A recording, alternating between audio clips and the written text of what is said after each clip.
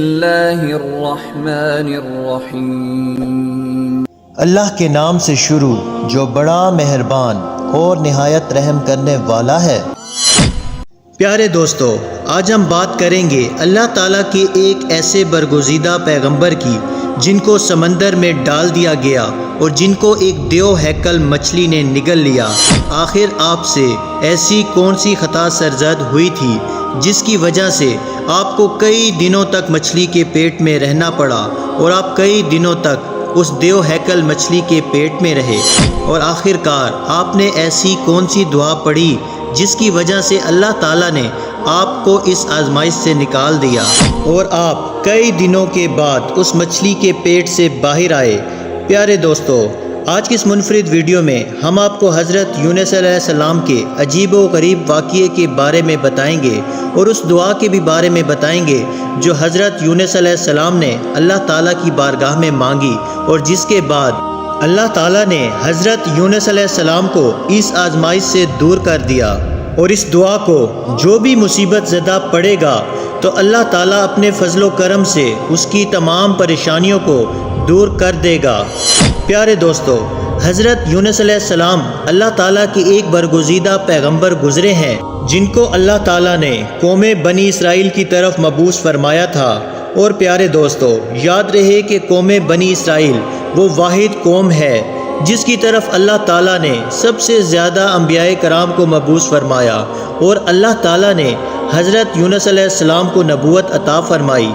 اور آپ علیہ السلام کو عراق کے مشہور شہر نینوا کے لوگوں کی طرف دین حق کی دعوت دینے کا حکم فرمایا۔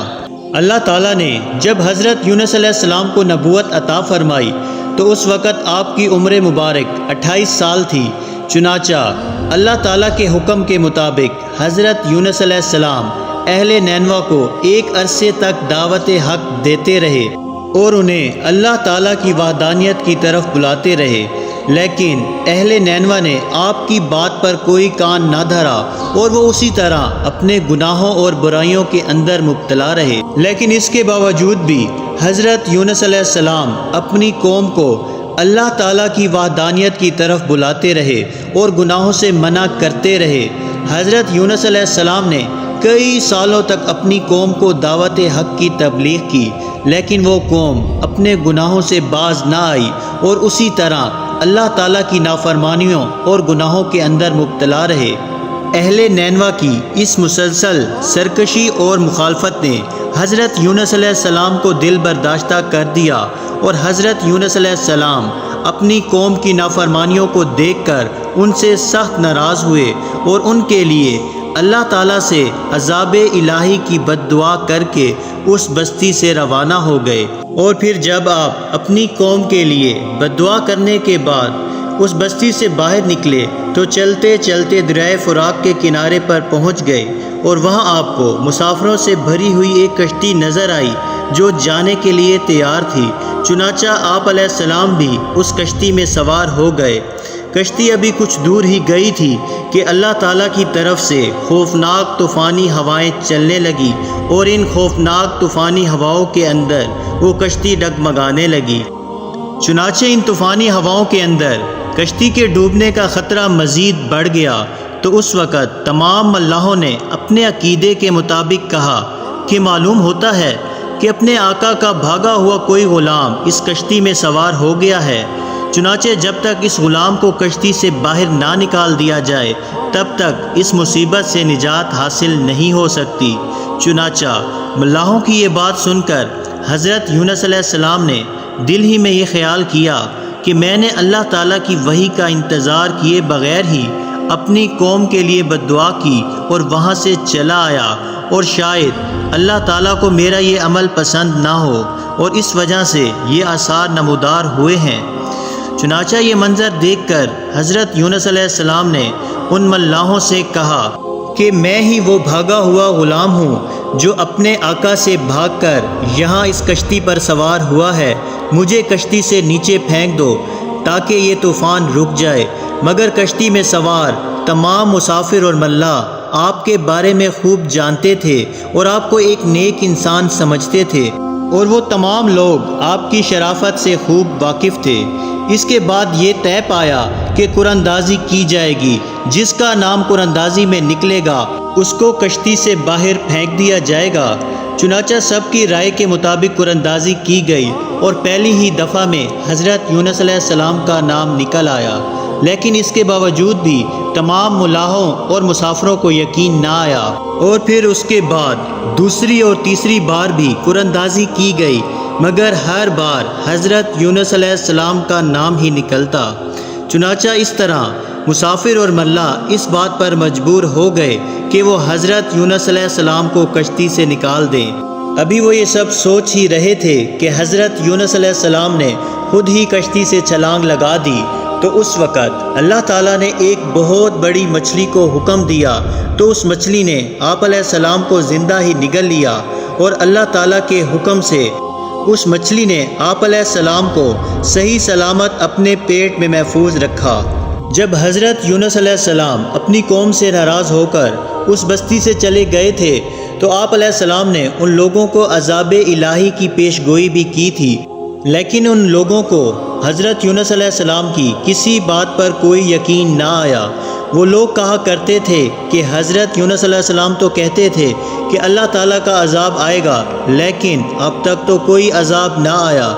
نہ جانے وہ عذاب کب آئے گا۔ مگر کچھ ہی دنوں کے بعد اللہ تعالیٰ کے عذاب کے اثرات نمودار ہونے شروع ہو گئے۔ چنانچہ اس طرح عذاب الہی کو دیکھ کر وہ لوگ پریشان ہوئے اور ایک دوسرے سے کہنے لگے کہ حضرت یونس علیہ السلام کی بات غلط نہ تھی اور آپ واقعی اللہ تعالیٰ کے سچے پیغمبر ہیں۔ چنانچہ ان لوگوں نے اللہ تعالیٰ کے عذاب کے اثرات کو دیکھ کر اللہ تعالیٰ کی بارگاہ میں خوب توبہ کی، تو اور اللہ تعالیٰ کی وحدانیت پر ایمان لے آئے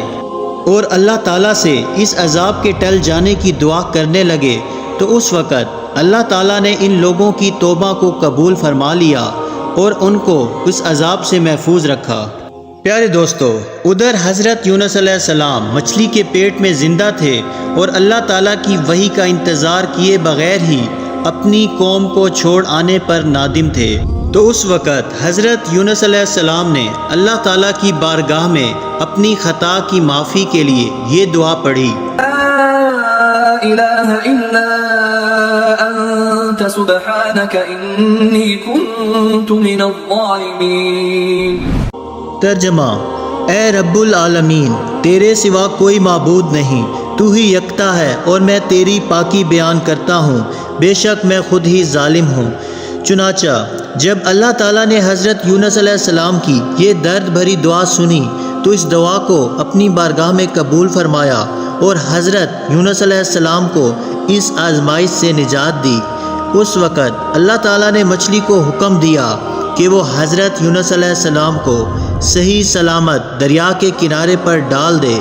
تو اس وقت اس مچھلی نے اللہ تعالیٰ کے حکم کی تعمیل کرتے ہوئے حضرت یونس علیہ السلام کو ساحل کے کنارے پر ڈال دیا، اور اس طرح حضرت یونس علیہ السلام 40 دن تک مچھلی کے پیٹ میں رہے، اور 40 دن کے بعد اللہ تعالیٰ نے آپ کی یہ دعا قبول فرمائی اور اس آزمائش سے آپ کو نجات بخشی۔ جب آپ مچھلی کے پیٹ سے باہر آئے تو آپ کی حالت بہت کمزور تھی اور آپ زمین پر گر گئے۔ تو اس وقت اللہ تعالیٰ نے آپ کے قریب ہی ایک بیل اگائی اور آپ اس کے سائے میں آرام کرنے لگے، جس سے آپ کی طبیعت کچھ بہتر ہوئی۔ تو آپ علیہ السلام نے اس درخت کے سائے میں ایک جھونپڑی بنائی اور اس جھونپڑی میں رہنے لگے۔ چنانچہ کچھ عرصے کے بعد وہ بیل سوکھنے لگی، اور یہ ماجرا دیکھ کر حضرت یونس علیہ السلام بہت پریشان ہوئے اور دکھی ہوئے،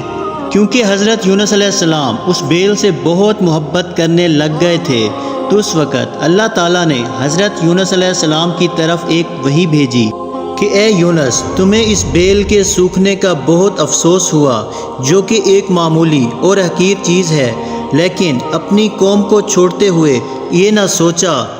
کہ نینوا میں بسنے والے 1,00,000 انسانوں اور اس کے علاوہ لاتعداد حیوانوں اور جانداروں کو ہلاک کرنے میں ہمیں ناگواری نہ ہوتی۔ کیا ہم ان کے لیے اس سے بھی زیادہ مہربان نہ ہوتے جتنا تم اس بیل کے لیے ہوئے ہو؟ اور آپ وحی کا انتظار کیے بغیر ہی اپنی قوم کو چھوڑ کر چلے آئے۔ ایک نبی کی یہ شان نہیں کہ وہ اپنی قوم کو بد دعا کر کے